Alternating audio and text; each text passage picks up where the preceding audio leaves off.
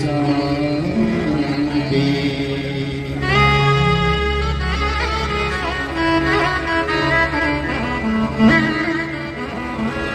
मंगल नाम चकरता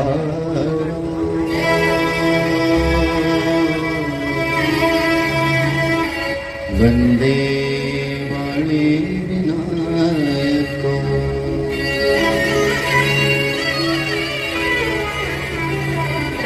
ध्येयं सदा परिभवग्नं भीषणो तीर्थास्पदं शिव विरिञ्चिनुतं शरणं भेत्यार्तिहं प्रणतपाल भवादिभूतं वन्दे महापुरुष ते चरणा।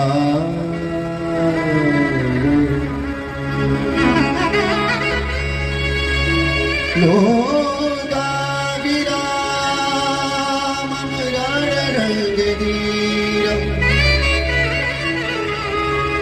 राजीवने रघुवंशनाथं।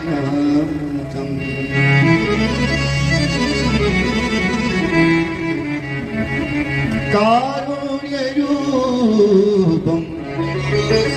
करुणाकरं श्रीरामचन्द्रं शरणं प्रपद्ये।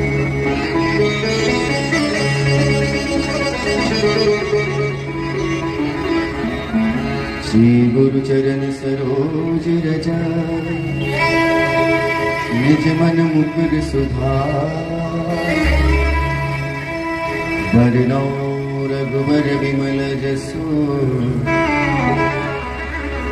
जो दायक फल चार।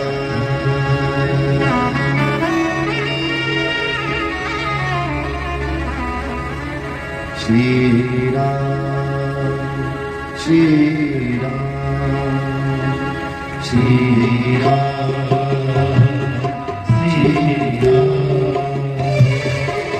श्री रामचंद्र कृपालु भजे मन हरर दारुणम्। श्री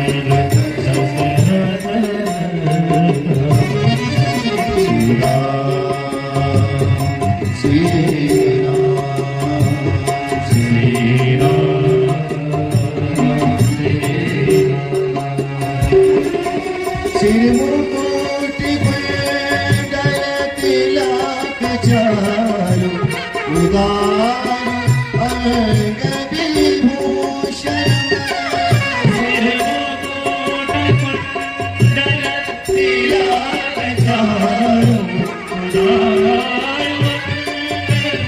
विभूषण आजार भुज शर चाप धरे संग्राम हरदूषण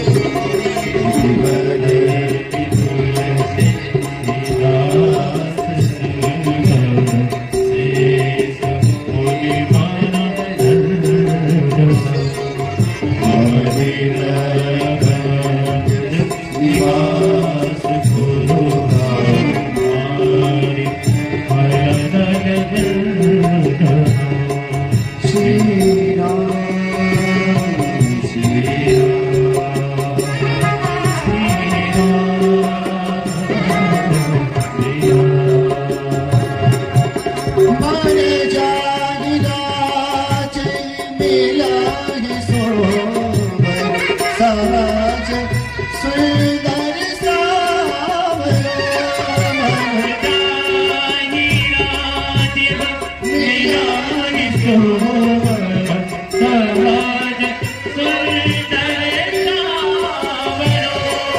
करुणा निधान सुजान शील सनेह गावरो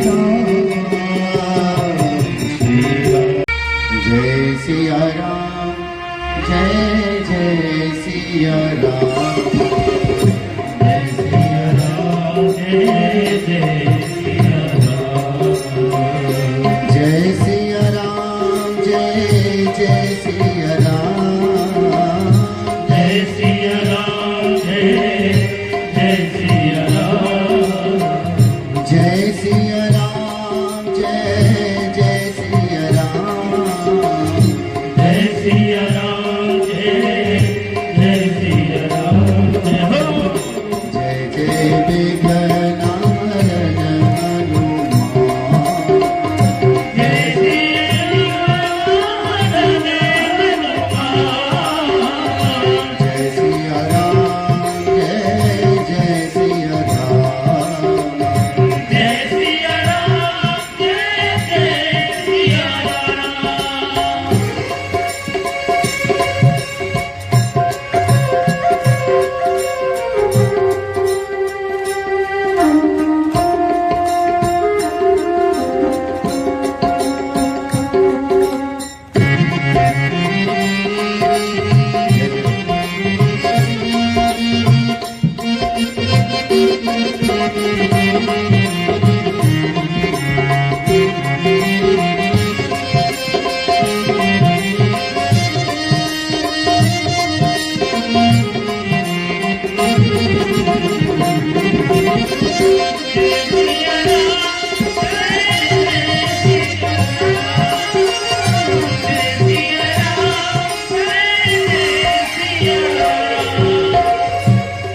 कौशल्या के तुम हो प्यारे कौशल्या के तुम हो प्यारे कौशल्या के तुम हो प्यारे कौशल्या के तुम हो प्यारे कौशल्या के तुम हो प्यारे कौशल्या के तुम हो प्यारे दशरथ नंदन राज दुलारे दशरथ नंदन राज दुलारे दशरथ नंदन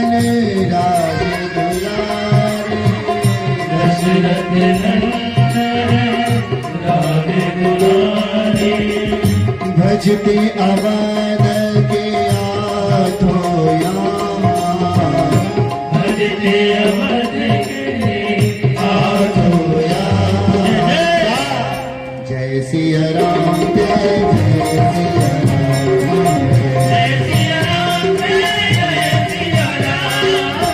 जय सिया राम जय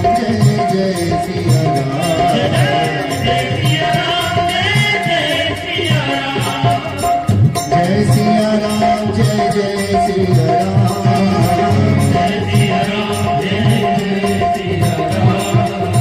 जय सिया राम जय सिया राम जय सिया राम जय सिया राम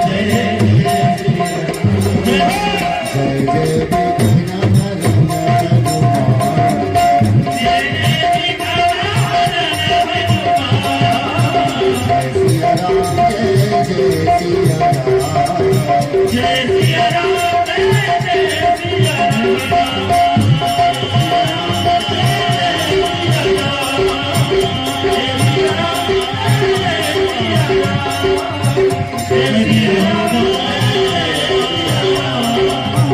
जय सिया राम जय सिया राम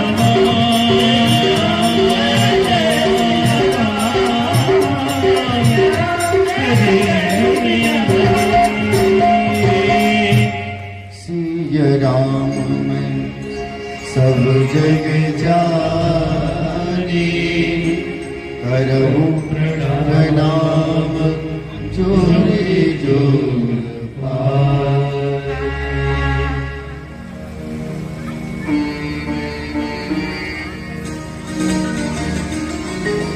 राम कथा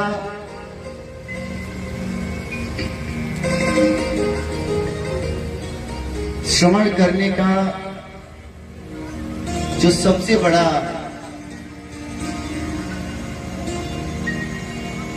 फल है वो ये है कि अपने जीवन में अनुशासित हो जाना, मर्यादित हो जाना। यदि मर्यादा कहीं से जन्म लेती है ना तो राघवेंद्र सरकार के श्री चरणों से लेती है।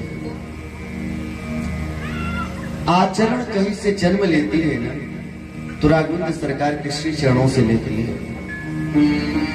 अनुशासन जहां से जन्म लेती है ना राघवेंद्र सरकार के श्री चरणों से लेती है। राम का मतलब कि स्वयं में मर्यादित हो जाना।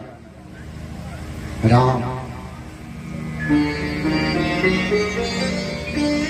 एक बार नारद जी भगवान के पास पहुंचे हैं। भगवान जी से पूछते हैं कि हे प्रभु आप का सबसे प्रिय भक्त कौन है? भगवान कहते हैं कि नारद अब मैं क्या बताऊंगा, मेरे कक्ष में जाओ और एक डायरी रखी होगी, डायरी लेकर आ जाओ। रजिस्टर रखा होगा, रजिस्टर लेकर आ जाओ। नारद जी जाते हैं, रजिस्टर लेकर आते हैं। भगवान कहते हैं कि आप रजिस्टर ले आए? नारद जी कहते हैं हाँ प्रभु रजिस्टर में लेकर आ गया। भगवान कहते हैं आप खोल कर पढ़िए।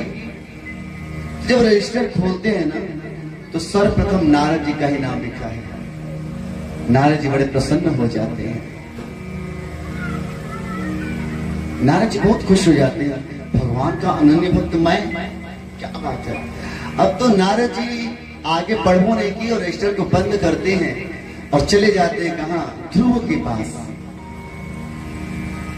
ध्रुव, आपको पता है भक्तों की लिस्ट में सर्वप्रथम मेरा नाम आया है। ध्रुव जी कहते हैं कि आप ही का नाम हो सकता है, हम तो उसके लायक ही नहीं कि भगवान का भक्त भी बन सके। नारद जी दौड़े दौड़े गए हैं प्रहलाद के पास, हनुमान जी के पास गए हैं। हनुमान जी से कहते हैं कि हनुमान जी आपका भी नाम कहीं नहीं नजर आ रहा है। हनुमान जी कहते हैं कि मेरा नाम आप ही ले सकता है। क्यों? क्योंकि प्रातः काल ले जो नाम हमारा, ते ही दिन ताहि न मिले आहारा। जो प्रातः कालीन मेरा नाम ले लेता है उसको आहार नहीं मिलता। आहार नहीं, आहारा नहीं। आहार में आहारा में अंतर है। फल फूल सात्विक भोजन कर लेना आहार है, और उसके बाद भोजन कर लेना आहार नहीं। क्या है? आहारा है। बोलिए हनुमंत लाल जी महाराज की। भरत जी के पास गए हैं। भरत जी से कह रहे हैं कि भरत भैया, क्या आप भगवान को भजते नहीं? क्या भगवान के भक्त नहीं है? भरत जी कहते कि मुंह समान को पाप नहीं बस। इस सृष्टि में मेरे जैसा पापी कोई है नहीं। मैं भक्त कहां से हो सकता? मैं कैसे भज सकता हूं भगवान को? शबरी अम्बा के पास जाते हैं नारद जी। नारद जी पूछते हैं कि मैया, आपका भी नाम नहीं है क्या? आप भगवान को भजन नहीं करती? शबरी अम्बा कहती है कि क्या बताऊं, अधम अधम अधम अति नारी। हम तो सबसे अधम हैं, हम माला भजन कैसे कर सकते? लेकिन नारद जी को कुछ शंका हुई। नारद जी पुनः भगवान के पास आते हैं। भगवान से कहते हैं कि प्रभु, मैंने सबसे पूछा, लेकिन मुझको शंका हो रहा, आप ही बताइए ना हकीकत क्या है। मानो भगवान कहते हैं कि नारद, अभी आपने मेरी रजिस्टर देखी है, डायरी नहीं देखी। अभी जो आपने देखा है वो रजिस्टर देखा है, डायरी नहीं देखी है। नारद जी कहते कि प्रभु, आप भी रजिस्टर और डायरी रखते हैं क्या? भगवान कहते हैं हाँ, रखना पड़ता है। रजिस्टर और डायरी का अर्थ ये हो गया कि रजिस्टर कॉमन हो गया और डायरी पर्सनल हो गई। जब नारद जी जाते हैं और डायरी लेकर आते हैं, तो उस डायरी में सर्वप्रथम ध्रुव का नाम है, प्रहलाद का नाम है, हनुमंत लाल जी का नाम है और हमारे भरत भैया का नाम है। नारद जी कहते हैं कि हे प्रभु, मैंने इस भेद को समझा नहीं। तो भगवान कहते हैं कि गोस्वामी तुलसीदास जी से पूछ लो, वो इस भेद को बताएंगे, वो इस मर्म को बताएंगे। नारद जी गए हैं बाबा तुलसीदास जी के पास में। तुलसीदास जी से पूछते हैं कि प्रभु जरा बताइए कि इसका मर्म क्या है।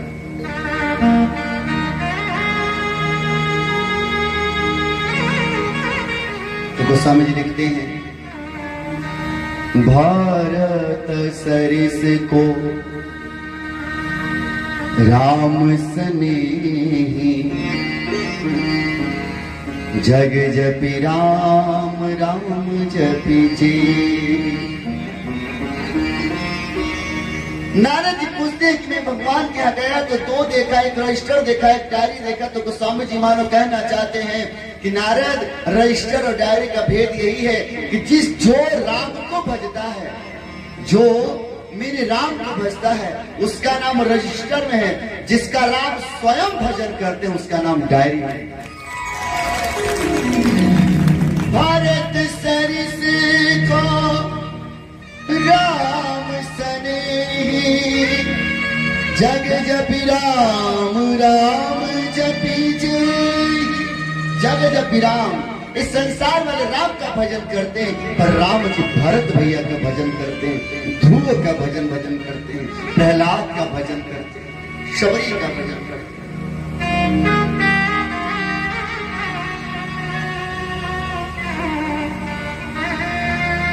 और एक चीज मैंने देखा है, जब मानस को पढ़ा,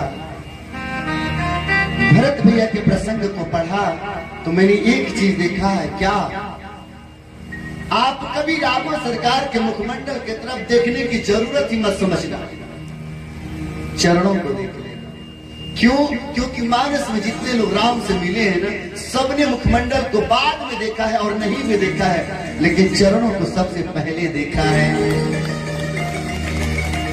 भरत से पूछा गया कि आप कह रहे हैं कि मुझे सबसे बड़ी बीमारी है, मैं सबसे बड़ा रोगी हूं, आपका रोग क्या है? तो भरत जी अपना रोग बता रहे हैं, अपनी बीमारी बता रहे हैं। कह रहे हैं,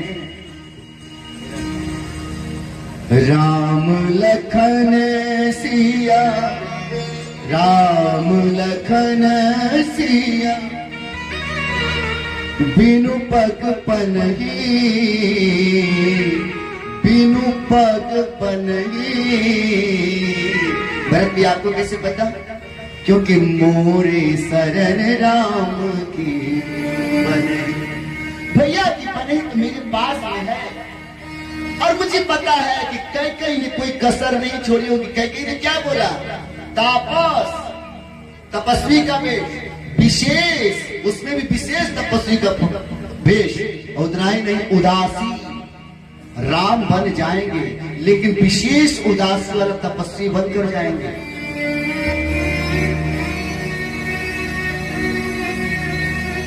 राम लखन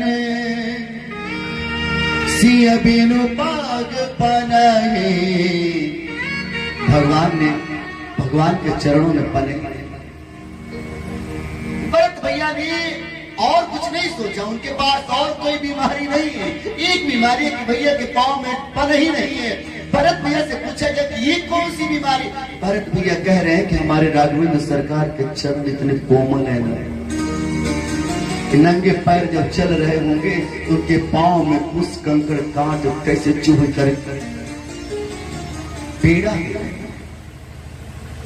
भरत भैया से कहा गया, आखिर में आप सब सोचो कि भरत भैया को इस बात का तकलीफ क्यों है कि राघवेंद्र सरकार के चरणों में पन ही नहीं है। तो प्यारे, यदि केवट क्षीर सागर का कछुआ है, यदि लखन जी क्षीर सागर के शेष हैं, तो हमारे भरत भैया क्षीर सागर के भगवान के चरण पादुका है।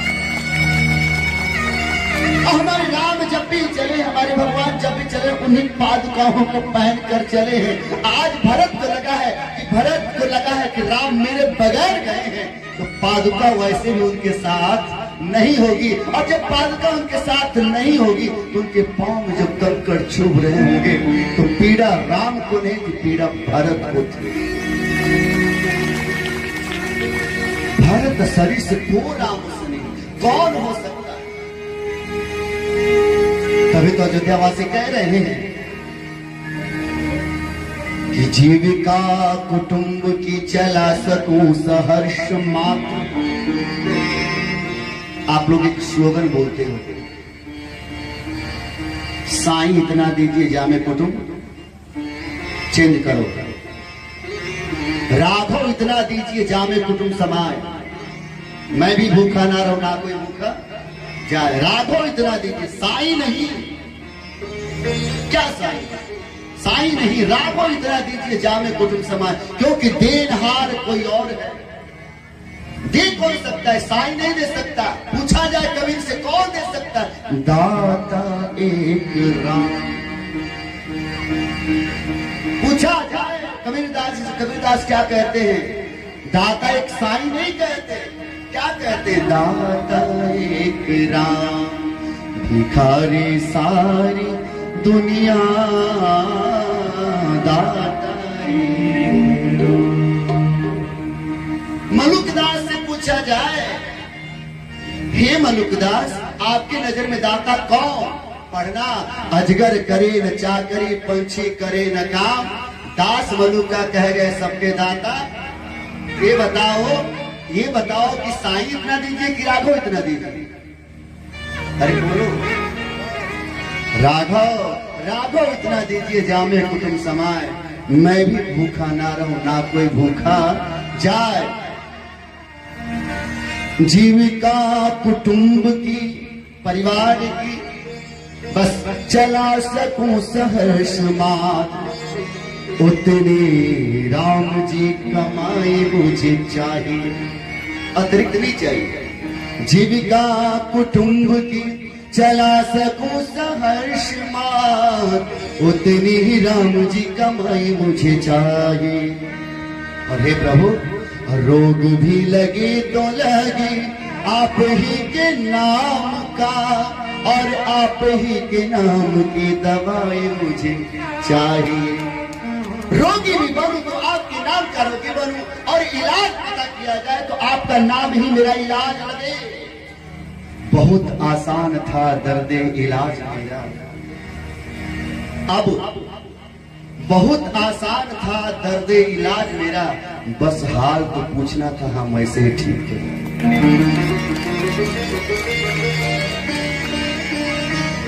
बस हाल तो पूछना था, हम ऐसे ही ठीक हो जाते। लेकिन रोग भी लगे तो लगे आप ही के नाम का, और आप ही के नाम की दवाई मुझे चाहिए। और एक बात और, मेरा आप कीजिएगा नाथ बाद में भले, पहले तो जग की भलाई मुझे चाहिए। और चाहे आप और कुछ, चाहे आप और कुछ दीजिए ना दीजिएगा, किंतु जुड़ जाइए कि जीविका कुटुंब की चला सकूं सहर्ष मात्र, उतनी ही राम जी कमाई मुझे चाहिए। और रोग भी लगे तो लगे आप ही के नाम का, आप ही के नाम की दवाई मुझे चाहिए। और मेरा आप कीजिएगा नाथ बाद में भले, पहले तो जग की भलाई मुझे चाहिए। और चाहे आप और कुछ दीजिए ना दीजिएगा, किंतु भरत के समान एक भाई मुझे चाहिए।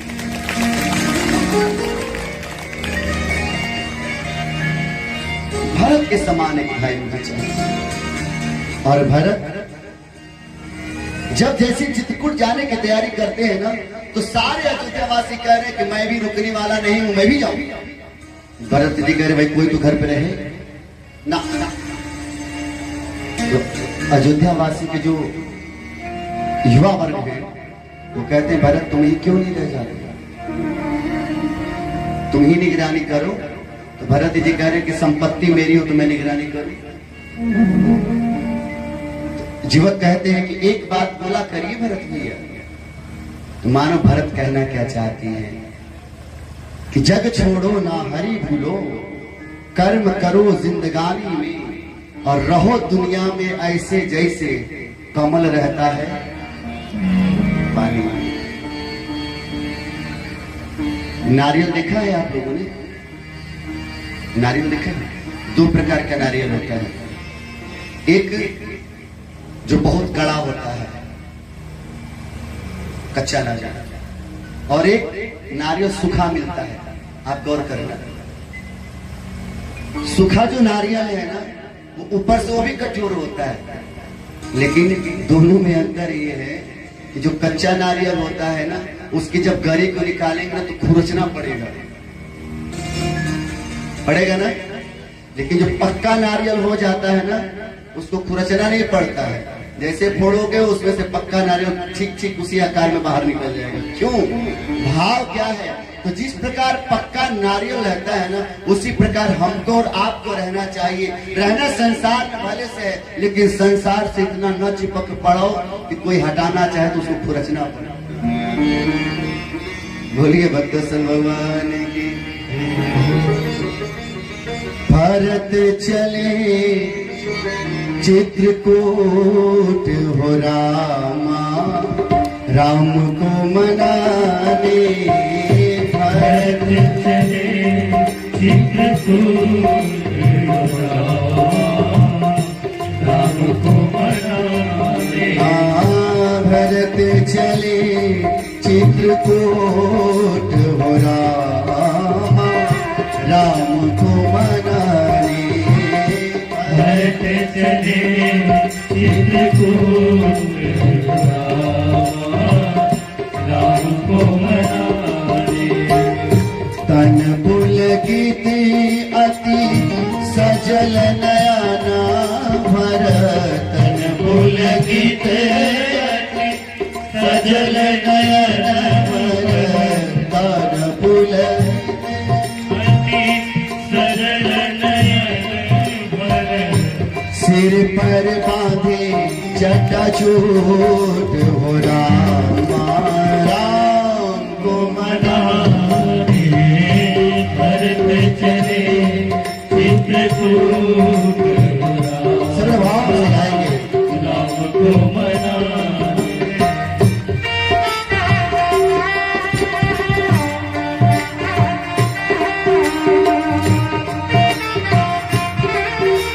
जय हो।